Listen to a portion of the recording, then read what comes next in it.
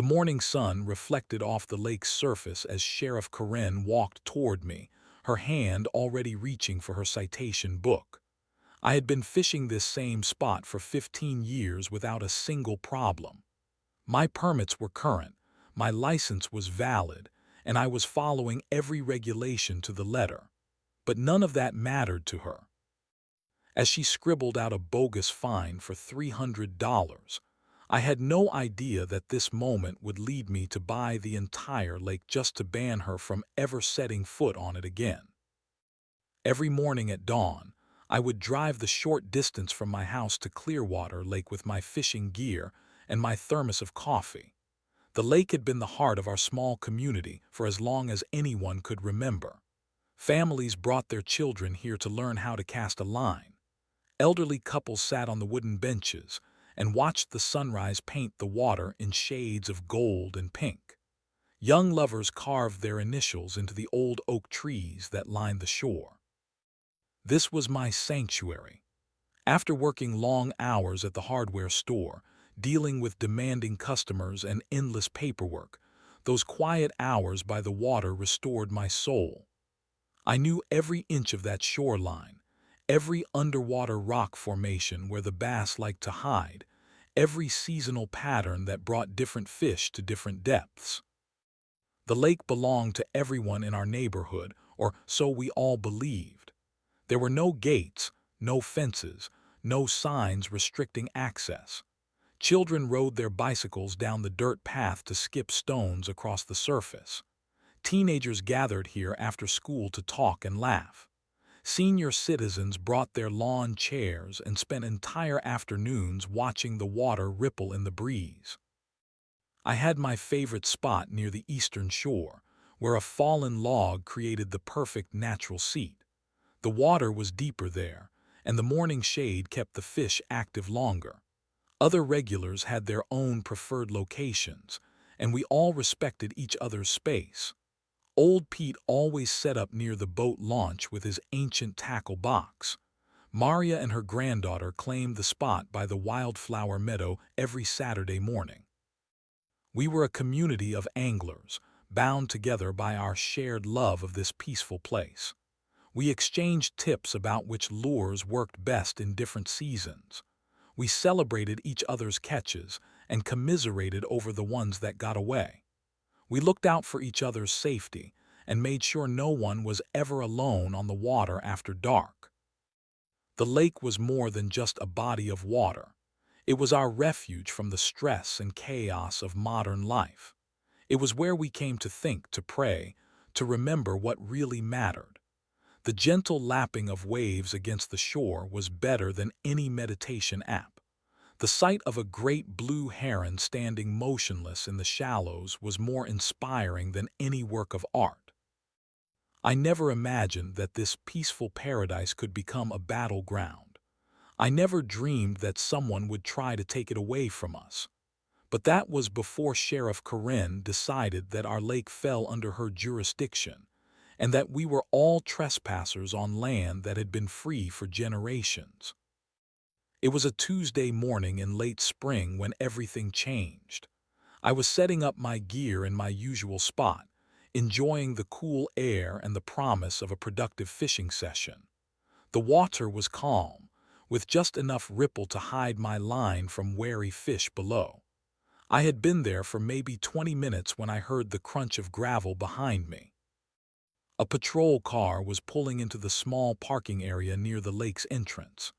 The engine shut off with a decisive click, and I watched as Sheriff Karen stepped out of the vehicle. She was new to our area, having transferred from a larger county department about 6 months earlier. Most of us had never interacted with her directly, but her reputation preceded her like a dark storm cloud. She was tall and imposing, with steel-gray hair pulled back in a severe bun and eyes that seemed to catalog everything as either a potential threat or a violation waiting to happen. Her uniform was immaculate, pressed to military precision, and her equipment belt jangled with every step she took toward the water. I tried to focus on my fishing, hoping she was just making a routine patrol of the area. but she walked directly toward me with the purposeful stride of someone who had already made up her mind about something. My heart rate quickened as her shadow fell across my fishing spot. "Excuse me, sir," she said, her voice carrying the cold authority of someone accustomed to immediate compliance. "I need to see your fishing license and permits." I looked up at her, confused but cooperative. "Of course, officer, no problem at all." I reached into my tackle box and pulled out my wallet, retrieving my current fishing license and the additional permits I had purchased for this season. Everything was in order, as it had been every year for the past decade and a half. I handed the documents to her with a friendly smile. She studied them with exaggerated scrutiny, turning them over and holding them up to the light as if searching for forgeries. After what felt like an eternity, she handed them back to me with a frown. "These look legitimate," she admitted reluctantly, "but you are still in violation of county regulations." "I am sorry, but I do not understand," I replied, genuine confusion creeping into my voice. "What regulations am I violating?" She pointed to my tackle box, which contained the standard assortment of lures, hooks, and sinkers that any recreational angler would carry. "You are using unauthorized fishing equipment in a restricted waterway." "Restricted waterway?" I stood up slowly, my confusion turning to concern. "This lake has been open to public fishing for as long as I can remember. I have been coming here for 15 years without any problems." "Well, things have changed," she said, pulling out her citation book with the theatrical flourish of someone who enjoyed wielding power over others. "This area falls under enhanced environmental protection protocols. All fishing equipment must be registered and approved through the county environmental office." I felt my stomach drop as I realized she was serious. Around the lake, other anglers had noticed our interaction and were beginning to pack up their gear, sensing trouble and wanting to avoid becoming her next target. Maria grabbed her granddaughter's hand and hurried toward the parking area. Old Pete was already loading his tackle box into his truck. "I had no idea about any new regulations," I said, trying to keep my voice calm and reasonable. "When did these rules go into effect? I never received any notification." "Ignorance of the law is not a defense," she replied, scribbling information onto the citation form. "That will be $300. $300 for fishing in the same spot I had fished peacefully for 15 years. $300 for using the same equipment I had used without incident for countless mornings. $300 because Sheriff Karen had decided to flex her authority over people who had never caused trouble for anyone." As she tore off the citation and handed it to me with a satisfied smirk, I realized that my peaceful sanctuary had become her personal kingdom, and I had just been declared an enemy of the state. The next morning, instead of driving to the lake with my fishing gear, I drove to the county courthouse with my citation and a growing sense of injustice burning in my chest. I was determined to fight this ridiculous fine through the proper channels. I believed in the system. I believed that truth and fairness would prevail once the right people understood what had happened. The county clerk's office was a maze of beige cubicles and fluorescent lighting that seemed designed to drain the life out of anyone who entered. I waited in line for 45 minutes just to speak with someone who could tell me how to contest the citation. The clerk, a tired-looking woman with thick glasses and an air of defeated resignation, barely looked up from her computer screen as I explained my situation. "You need to file a formal appeal within 30 days, she said, sliding a stack of forms across the counter. "Fill these out completely, attach copies of all relevant documents, and pay the processing fee." "Processing fee?" I asked, staring at the forms that looked like they had been designed by lawyers to confuse normal people. $50 to file the appeal, she said matter-of-factly. Non-refundable, regardless of the outcome. So I had to pay $50 just for the privilege of challenging a bogus $300 fine. The system was already stacked against me, but I filled out the forms anyway, making multiple copies of everything and organizing my documentation like I was preparing for a court case. 2 weeks later, I received a letter scheduling my hearing for the following month. I arrived at the courthouse 30 minutes early, dressed in my best suit and carrying a folder full of evidence that I was an experienced, law-abiding angler who had never caused problems at the lake. The hearing officer was a thin, nervous man who seemed more interested in moving through his caseload quickly than in actually listening to the facts.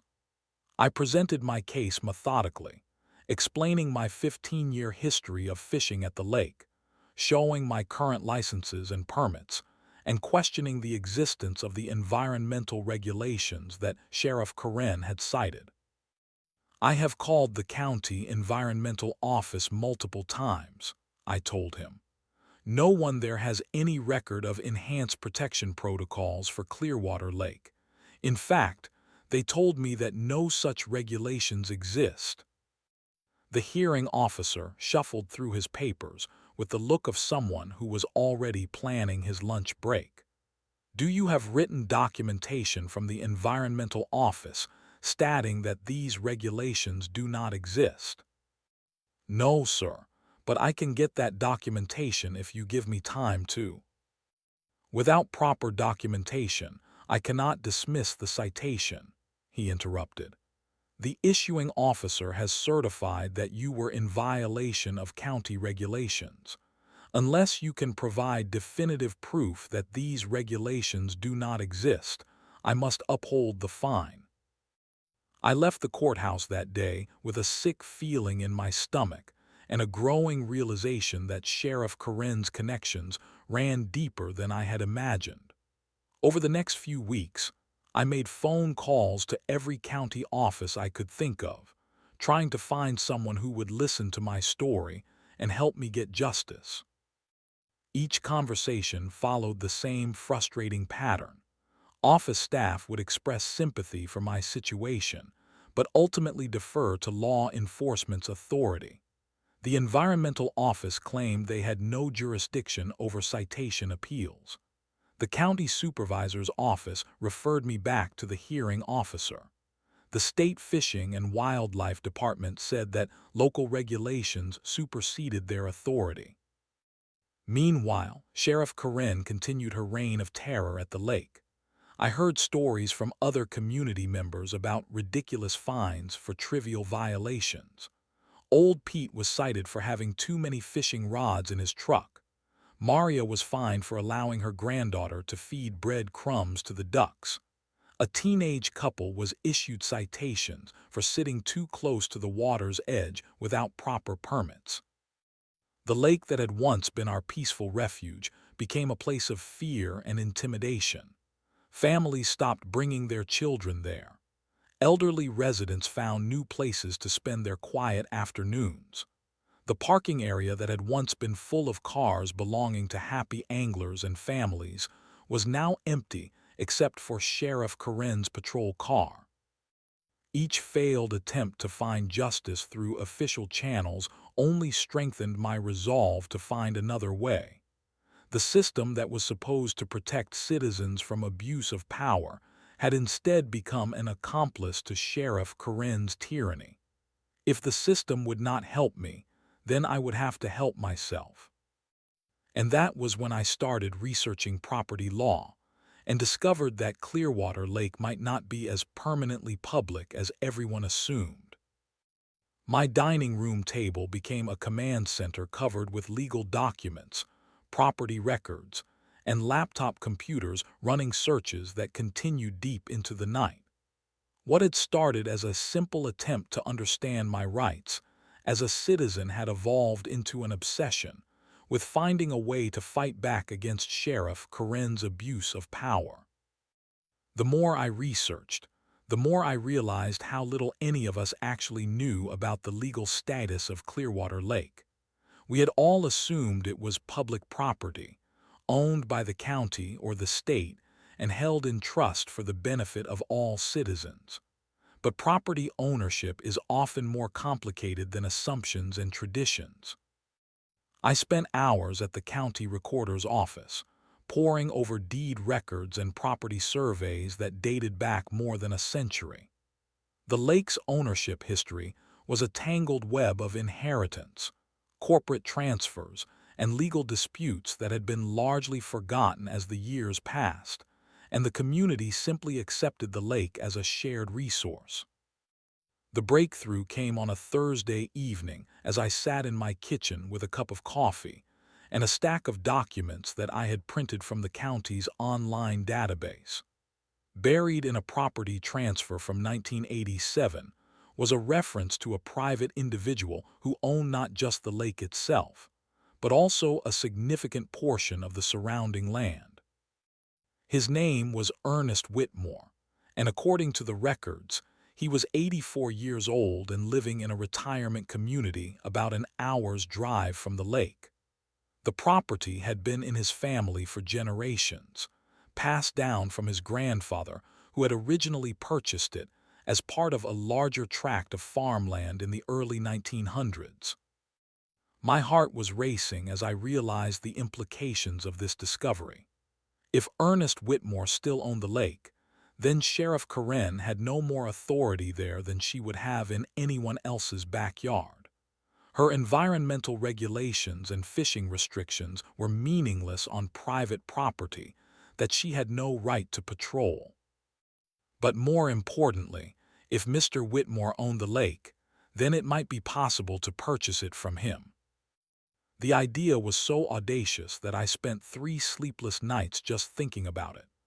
Buying an entire lake was not something that normal people did. It would require more money than I had ever contemplated spending on anything.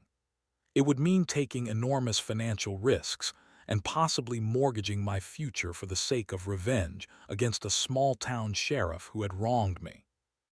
But the more I thought about it, the more the idea took hold of my imagination. If I owned the lake, I could ban Sheriff Karen from ever setting foot on the property. I could make her experience the same helpless frustration that she had inflicted on me and so many others. I could turn her weapon of authority against her and watch her realize that badges and uniforms mean nothing when you are standing on someone else's land. I began calculating the financial requirements for such a purchase. My savings account contained about $40,000 that I had accumulated over years of careful budgeting and modest living. The equity in my house might provide another $30,000 if I was willing to take out a home equity loan. I had a small retirement account that could be liquidated, though the penalties would be substantial. Even with all of those resources combined, I would still need to secure additional financing for what would likely be a 6-figure purchase. The risk was enormous. If my plan failed, I could lose everything I had worked for over the past 20 years. But then I would remember the smug look on Sheriff Karen's face as she handed me that bogus citation. I would think about the families who no longer felt safe bringing their children to the lake. I would picture old Pete and Maria and all the other innocent people who had been driven away from their peaceful refuge by her abuse of power. Some things are worth risking everything for. Some injustices demand responses that go beyond what is reasonable or prudent. Sometimes the only way to restore balance is to tip the scales so dramatically that everyone understands the stakes have changed forever. On Sunday morning, instead of going to the lake to fish, I drove to the Sunset Manor retirement community to meet with Ernest Whitmore and discuss the purchase of his property. It was time to find out if my audacious plan was even possible.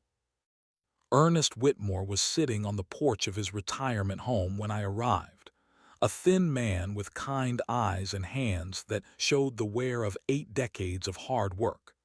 He had been expecting me since my phone call the previous evening, and he gestured for me to join him in the rocking chair beside his own.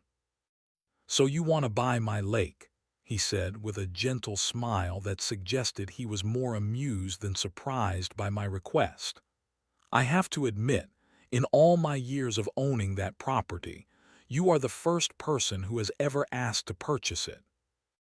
I explained my situation carefully, describing Sheriff Karen's harassment and the way she had transformed our peaceful community gathering place into a source of fear and intimidation. Mr. Whitmore listened without interruption, nodding occasionally and asking thoughtful questions about the details of my encounters with local law enforcement. "My grandfather bought that land in 1923, he told me when I finished my story. Back then, it was just a natural depression that filled with water during heavy rains. Over the years, springs and runoff turned it into a permanent lake. My family never had much use for it, so we just let the community treat it as public property." "But it was never officially public property?" I asked, wanting to confirm my research. "No, it was always private land. We just never bothered to post signs or restrict access because it seemed like the neighborly thing to do. My grandfather believed that natural beauty should be shared, not hoarded." The irony was not lost on me. For nearly a century, the Whitmore family had been generous enough to allow public use of their private property, and now Sheriff Karen was exploiting that generosity to harass innocent people. Their kindness had created the very situation that I now hope to remedy through ownership. "I have to be honest with you, Mr. Whitmore," I said. "I am not just interested in owning a lake for recreation. I want to use the property rights to prevent Sheriff Karen from continuing her harassment of community members." He was quiet for a long moment, rocking slowly in his chair and staring out at the retirement home's garden. Finally, he turned to me with a look of understanding that suggested he had dealt with his own share of difficult authority figures over the years. "Son, I am 84 years old, and I have seen enough bullies in positions of power to know that sometimes the only way to stop them is to take away their playground," he said. "If you are willing to pay a fair price for the property, I am willing to sell it to you." The negotiations took 3 weeks of meetings with lawyers, appraisers, and bank loan officers who looked at me like I had lost my mind. The final purchase price was $180,000, which represented nearly every cent I could scrape together through loans, liquidated investments, and mortgaged assets. The legal paperwork was a nightmare of surveys, environmental assessments, and title searches that had to verify ownership claims dating back more than a century. There were moments when I wondered if I was making the biggest mistake of my life, risking financial ruin for the sake of revenge against someone who would probably just find new ways to make my life miserable.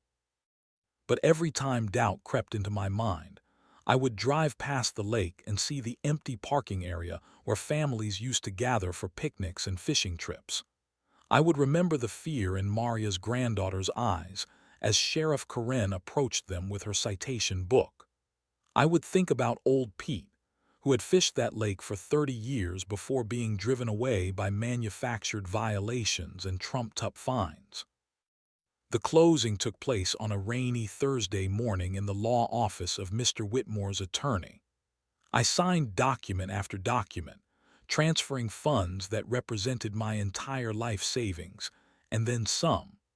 When the final papers were notarized and recorded, I walked out of that office as the legal owner of Clearwater Lake and 47 acres of surrounding property. That afternoon, I drove to the hardware store where I worked and purchased a dozen large signs that read "Private Property," No trespassing violators will be prosecuted. I spent the evening installing them at every access point around the lake, making sure they were clearly visible and legally compliant. The next morning, I returned to my favorite fishing spot for the first time in months. But instead of hiding from Sheriff Karen's patrol car, I was hoping she would show up. I wanted to see her face when she realized that her kingdom had been purchased out from under her, and that her authority ended at the property line of my lake.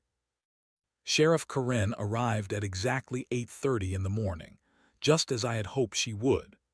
I was sitting on my fallen log with my fishing line in the water, but my attention was focused entirely on the parking area where her patrol car was pulling to a stop.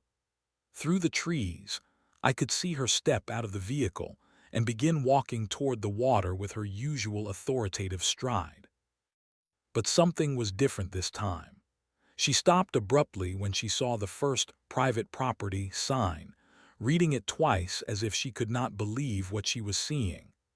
I watched her pull out her cell phone and make what appeared to be an urgent call, probably to the county office to verify whether the signs were legitimate. She walked slowly from sign to sign, examining each one with growing confusion and what looked like the beginning of panic. These were not homemade warnings or empty threats. These were professionally printed signs with proper legal language that clearly established property boundaries and restrictions on public access. When she finally approached my fishing spot, her usual confidence had been replaced by uncertainty and barely controlled anger. She stood at the edge of the property line, as if testing whether she dared to cross onto private land without permission or a warrant. "Excuse me, sir," she called out, her voice lacking its usual commanding tone. "I need to speak with you about these signs." I reeled in my line slowly and turned to face her with the calm expression of someone who was completely comfortable with his surroundings. "Good morning, Sheriff. Is there something I can help you with?" "These signs," she said, gesturing toward the closest one. "They cannot be legitimate. This lake has always been public property." "Actually, that is not correct," I replied, reaching into my tackle box and pulling out a folded copy of my property deed. Clearwater Lake and the surrounding 47 acres have been privately owned by the Whitmore family since 1923. I purchased the property from Ernest Whitmore 3 weeks ago. She stared at the deed as if it were written in a foreign language, clearly struggling to process the implications of what she was seeing. The legal language was unmistakable, and the county recorder's official seal made it impossible to dismiss as a forgery or a mistake. "This cannot be right," she said, but her voice had lost its edge of authority and taken on a note of desperation. "I have been issuing citations here for months. The county has never informed me that this was private property." "The county probably did not know," I said with a shrug. "The Whitmore family was generous enough to allow public access for decades, even though they were not legally required to do so. But ownership has now changed hands, and I am not quite as generous as they were." I could see her mind racing as she tried to figure out how this development would affect her ability to continue her harassment campaign. If she had no legal authority on private property, then all of her environmental regulations and fishing restrictions were meaningless here. "You cannot just close off a lake that the community has used for generations," she said, though her words sounded more like a plea than a command. "Actually, I can," I replied, folding the deed and putting it back in my tackle box. "Private property rights are pretty clear on this matter. I have the right to determine who is allowed on my land and under what conditions." She stood there for several long minutes, staring at me with a mixture of rage and disbelief. The balance of power had shifted so completely that she seemed unable to comprehend her new reality. The lake that had been her kingdom was now my domain, and her badge carried no weight here. "This is not over," she finally said, though her threat sounded hollow and impotent. "Actually, Sheriff," I said, casting my line back into the water, "I think it is just beginning." Within hours of my confrontation with Sheriff Karen, word had spread throughout the community that I had purchased the lake. My phone was ringing constantly, with calls from neighbors who wanted to know if the rumors were true and what my ownership would mean for their access to the water. I spent the weekend meeting with community members in small groups, explaining my situation and outlining my plans for the property. Most people were supportive once they understood that my actions were a response to Sheriff Karen's harassment rather than an attempt to exclude the community from their traditional gathering place. "I have no intention of banning everyone from the lake," I assured Maria when she came to my house with her granddaughter on Sunday afternoon. "I want to restore it to the peaceful place it used to be before Sheriff Karen decided to turn it into her personal police state." But there would be consequences for those who had supported or enabled her abuse of power. I had compiled a list of people who had either collaborated with her harassment or remained silent while she victimized their neighbors. This included several county officials who had refused to investigate complaints about her behavior, as well as a handful of community members who had publicly supported her crackdown on lake activities. On Monday morning, I installed additional signs at all access points to the property. These new signs listed specific individuals who were permanently banned from entering the lake area. Sheriff Karen's name was at the top of the list, followed by her deputy, the hearing officer who had dismissed my appeal, and 3 county supervisors who had refused to take action against her. The reaction was immediate and dramatic. Sheriff Karen's patrol car was parked across the street from the lake entrance within an hour of the signs being posted, but she could not cross onto my property without risking charges for criminal trespassing. She sat in her car for most of the morning, probably trying to figure out if there was any legal way to challenge my authority over the land. By afternoon, she had called in backup. 2 additional patrol cars were parked near the lake, and I could see officers walking the perimeter of my property with what appeared to be surveying equipment. They were probably trying to find some technical violation of property line markers or sign placement that they could use to challenge my ownership. But I had been careful to ensure that everything was done by the book. My attorney had overseen the placement of every sign and marker, and the property boundaries had been professionally surveyed and legally recorded. There was no ambiguity about where my land began and ended, and no question about my right to exclude anyone I chose from entering it.